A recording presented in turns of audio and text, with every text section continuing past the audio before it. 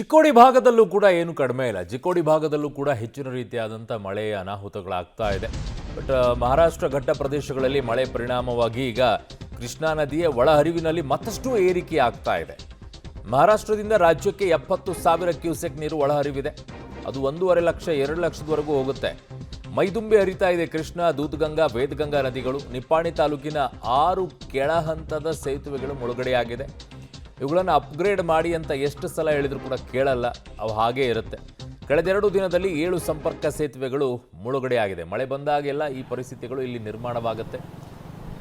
ಈಗ ಹೆಚ್ಚಿನ ರೀತಿಯಾದಂಥ ನೀರು ಹರಿದು ಬರ್ತಾ ಇದೆ. ಚಿಕ್ಕೋಡಿ ಭಾಗದಲ್ಲೂ ಕೂಡ ಈಗ ಪರಿಸ್ಥಿತಿ ಹೀಗಿದೆ.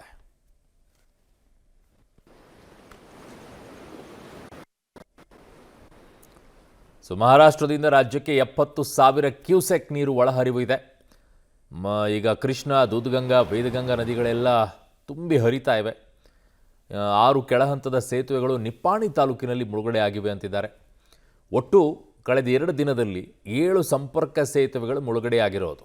ಮಹಾರಾಷ್ಟ್ರದ ಘಟ್ಟ ಪ್ರದೇಶದಲ್ಲಿ ಮಳೆ ಆರ್ಭಟ ಜೋರಾಗಿರೋದ್ರಿಂದ ಅದರ ಪರಿಣಾಮ ನದಿ ಪಾತ್ರಗಳಲ್ಲಿ ಹೆಚ್ಚಿನ ರೀತಿಯಾದಂಥ ಸಮಸ್ಯೆಗಳು ಆಗುತ್ತೆ ಅಂತಿದ್ದಾರೆ. ಬಟ್ ಈಗ 70,000 ಕ್ಯೂಸೆಕ್ಕಿಗೆಲ್ಲ ದೊಡ್ಡ ಮಟ್ಟದಲ್ಲಿ ಏನು ಸಮಸ್ಯೆ ಆಗಲ್ಲ. ಕಾರಣ ಅದರ ವಿಶಾಲತೆ ದೊಡ್ಡದು, ಕೃಷ್ಣಾ ನದಿದು.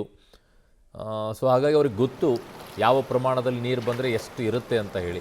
ಅದೆಲ್ಲ 1 ಲಕ್ಷ 1.5 ಲಕ್ಷದ ಮೇಲ್ಗಡೆಗೆ ಹೋದಾಗ ಕ್ಯೂಸೆಕ್ ನೀರಲ್ಲಿ ಹರಿದು ಬರುವಂಥ ಸಂದರ್ಭದಲ್ಲಿ ಮಾತ್ರ ಏನಾದರೂ ಒಂದಿಷ್ಟು ಅಕ್ಕಪಕ್ಕದಲ್ಲಿ ಪ್ರವಾಹದ ಭೀತಿ ಇರುತ್ತೆ. ಇನ್ನುಳಿದಂಥದ್ದು ಈ 70,000 ಕ್ಯೂಸೆಕ್ಕಿಗೆಲ್ಲ ಏನಾಗಲ್ಲ.